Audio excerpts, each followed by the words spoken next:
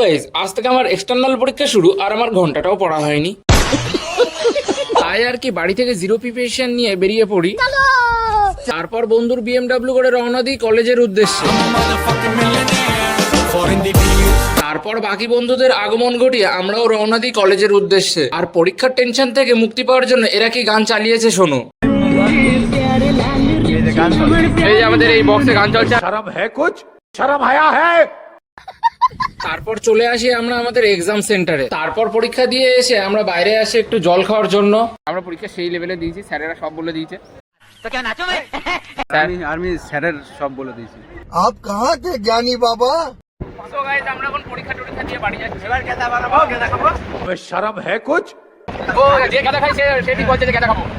ये फंस गया सीएम। তারপর এখান থেকে খাবার কিনে আমি একটু সাঁটিয়ে দিলাম, কারণ যা পরীক্ষা দিয়েছি বাড়িতে গেলে মা আর আমাকে খেতে দেবে না। এতক্ষণে ঠিকই ধরেছে, ওইটাই খেতে চলেছি আমি।